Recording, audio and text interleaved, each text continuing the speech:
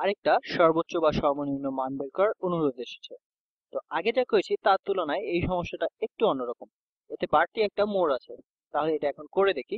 এখানে বলেছে যে আয়তাকার একটা বাক্স এবং এর উপরের অংশটা খোলা। তার আয়তন হলো 10 মিটার। এর ভূমির দৈর্ঘ্য হলো তার প্রস্থের দ্বিগুণ। তাহলে এটা এখানে আমি এঁকে ফেলি যে আয়তাকার বাক্স এবং খোলা মুখ। এটা আমি অন্য রং দিয়ে আঁকি। এটা হলো এই বাক্সের ভূমি। এখানে বলা আছে যে ভূমির দৈর্ঘ্য হলো প্রস্থের দ্বিগুণ। তাহলে এটা যদি প্রস্থ ধরে নিই x, তাহলে এটা হবে দৈর্ঘ্য 2x। ঠিক আছে, কারণ দৈর্ঘ্য হলো প্রস্থের দ্বিগুণ। তো এটা দৈর্ঘ্য আর এটা প্রস্থ। আর বাক্সের উপাদান আর উচ্চতা এটা হলো অজানা। তো আমার মনে হয় যে আমরা আসলে এই উচ্চতাটা এটা ধরে নিতে পারি, কারণ আমরা জানি যে এর আয়তন কত হতে হবে। এই বাক্স বানাতে যে উপাদান লাগে তার প্রতি বর্গমিটারে খরচ হলো $6 এবং সবচেয়ে কম খরচে এমন একটি বাক্স বানানো হলে তার উপাদানের খরচ কত হবে তা বের করতে হবে। ঠিক আছে, তো প্রথমে কিছু জিনিস ঠিক করে নিই। আগে দেখি যে x এর সাপেক্ষে এর উচ্চতা h কত হতে পারে, এবং তারপর আমরা এর সাপেক্ষে খরচের একটা ধারণা পাবো, এবং তারপর ডেরিভেটিভ নিয়ে তার সর্বোচ্চ আর সর্বনিম্ন মান বের করব। তাহলে আমরা এখন কি দেখতে পাচ্ছি, তাহলে এর আয়তন কত হবে? তো এর আয়তন হবে দৈর্ঘ্য গুণ প্রস্থ গুণ উচ্চতা, অর্থাৎ 2x গুণ x গুণ h। তাহলে আমরা এখানে লিখতে পারি যে 2x স্কোয়ার গুণ h, দৈর্ঘ্য গুণ প্রস্থ গুণ উচ্চতা বা প্রস্থ দৈর্ঘ্য উচ্চতা। তো যাই হোক না কেন, যে কোনো আয়তাকার ঘনবস্তুর আয়তন দেয়া আছে যে আয়তন হলো 10 মিটার। তার মানে এটা সমান আমরা লিখব 10। এখন আমরা উভয় পক্ষে 2x স্কোয়ার দিয়ে ভাগ করে দিই। তাহলে আমরা এই সমীকরণকে 2x স্কোয়ার দিয়ে ভাগ করে দিলে কি পাই? এই পাশে থাকে 8 সমান 10 ভাগ 2x স্কোয়ার। এটা সমান আমরা লিখতে পারি 5x পাওয়ার -2। তাহলে এখানে আমরা লিখতে পারি যে 5x পাওয়ার -2, এটা হলো h এর মান। এটা আমরা বের করে ফেলেছি, যে এটা আমরা বের করতে পেরেছি কারণ আমাদের একটা শর্ত দেওয়া ছিল বাক্সের আয়তন হবে 10 মিটার কিউব। তাহলে এখন আমি দেখি যে বাক্সের উপাদানের মোট খরচ কত হতে পারে। এটা আমি ম্যাজেন্ডা রঙে দিচ্ছি। আমরা বলতে পারি যে উপাদানের খরচ একটা x এর ফাংশন হিসেবে লিখলাম যে c of x। তো এখন এখানে বলা আছে যে বাক্সের ধারগুলো বানাতে উপাদানের খরচ প্রতি বর্গমিটারে $6 করে। তাহলে মোট খরচ কত? ও না না, তার আগে আমাদের বলা আছে যে ভূমি অর্থাৎ বাক্সের তলার অংশটা বানাতে খরচ পড়ে প্রতি বর্গমিটারে $10 করে। তাহলে আগে আমরা এটাই বের করি। তাহলে এখানে যে ভূমি তার খরচ প্রতি বর্গমিটারে $10 করে, তার মানে মোট খরচ হলো তলার ক্ষেত্রফল গুণ 10। তো তলার ক্ষেত্রফল তাহলে কত? এটা হবে 2x গুণ x, মানে 2x স্কয়ার গুণ 10। তাহলে এটা হবে বাক্সের নিচের অংশের খরচ। আমরা এরপরে পাশের অংশ বানাতে যে খরচ হবে সেটা এখানে যোগ করে দিব। আর এখানে এই ব্যাপারটা আসলে বেশ মজার হয়ে দাঁড়ায়। এখন দেখো যে এই বাক্সের এই পাশ আর এই পাশ এদের ক্ষেত্রফল সমান। তাহলে তাদের ক্ষেত্রফল কত হবে?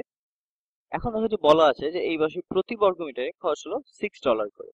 তাহলে এটা হলো $6 আর তার সাথে গুণ হবে তাদের ক্ষেত্রফল। তাদের ক্ষেত্রফল কত? আর এখানে এরকম তল আছে দুইটা, তাই এখানে 2 গুণ করলাম। আর এটা গুণ x গুণ 5x পাওয়ার -2, অর্থাৎ এটা হবে 5x পাওয়ার -1। ঠিক আছে, তো এখন এই পাশের তল আর এই পাশের তল এদের ক্ষেত্রফল বের করতে হবে। তো আমি এটা বাদামি রং দিয়ে দেখাই। তাহলে আমাদের আছে যে আমাদের সামনে এই তল আর এই পেছনে এটা, এদের খরচও $6 করে। এরকম তল আছে দুটি, তাই আমরা 2 দিয়ে গুণ করলাম, এবং তাদের ক্ষেত্রফল হলো 2x গুণ 5x পাওয়ার -2। তার মানে 10, কারণ 2 গুণ 5 হচ্ছে 10, এবং x গুণ x পাওয়ার -2 এটা হচ্ছে x পাওয়ার -1। তাহলে মোট খরচ, আর হ্যাঁ এখানে বলা আছে যে এটা একটি খোলা বাক্স, তার মানে এর উপরে ঢাকনা হিসেবে কিছু নাই। তাহলে এই খোলা বাক্স তৈরি করতে আমাদের যে মোট উপাদান লাগবে তার খরচ হবে, মোট খরচ আমরা লিখতে পারি যে সি অফ এক্স সমান সমান, এটা লিখতে পারি যে 20x স্কোয়ার যোগ, আর এখানে কি হবে 6 গুণ 2 হচ্ছে 12 গুণ 5 তার মানে 60 x পাওয়ার মাইনাস 1 যোগ 120 x পাওয়ার মাইনাস 1, এবং এটাকে আমরা আরো সরল করে লিখতে পারি যে 20x স্কোয়ার যোগ 180 x পাওয়ার মাইনাস 1। তাহলে এখন আমরা এর ডেরিভেটিভ নিতে পারি এবং এই সমীকরণের সর্বনিম্ন বিন্দু বের করতে পারি। তো এটা করা যাক। এর ডেরিভেটিভ কত হবে c প্রাইম অফ a, আর এটা আসলে খুবই মজার আর সহজ একটা জিনিস। এটা সমান 40x, এখানে 20 গুণ 2 ছিল, এবং এখানে পাবো বিয়োগ 180 x পাওয়ার মাইনাস 2। এখন সর্বোচ্চ আর সর্বনিম্ন বিন্দু পাবো যখন এটা সমান হবে 0।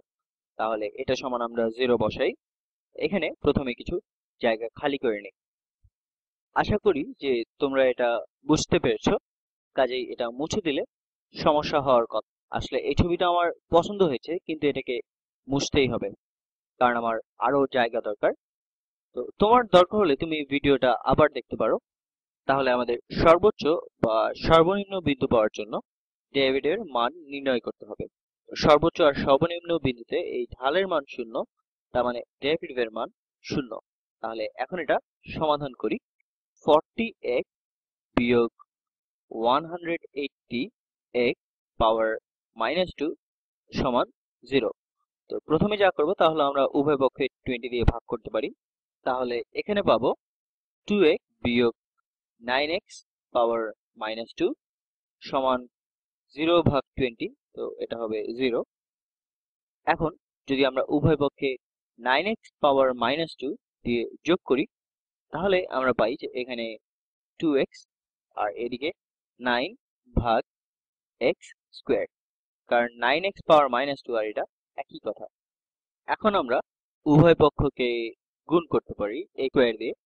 তাহলে আমরা এখানে পাবো 2x পাওয়ার 3 সমান, এদিকে থাকে শুধু 9।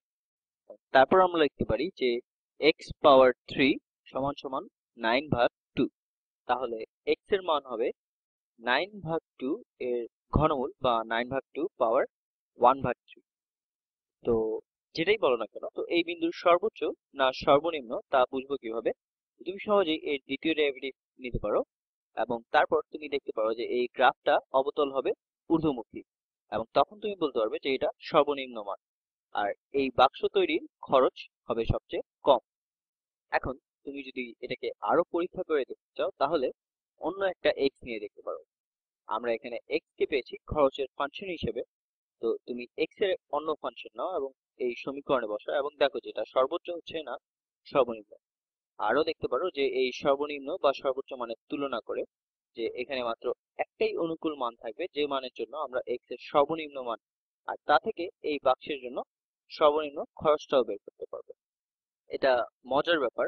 তো আমরা এখানে মান বের করে ফেলি। আমি গুগলে যাচ্ছি, google.com। তো আমরা এখন চাচ্ছি যে 9 ভাগ 2 এর পাওয়ার নেগেটিভ 1 ভাগ 3 এটার মান।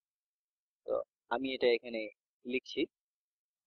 তাহলে আমি এখানে 4.5 এর পাওয়ার দিলাম নেগেটিভ 1 ভাগ 3 এবং আমরা পেলাম 1.65, এবং এটাই আমাদের উত্তর।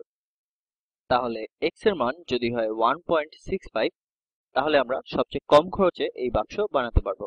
তো এখানে আমি লিখি 1.65 এবং আশা করি এটা তোমাদের কাজে লেগেছে।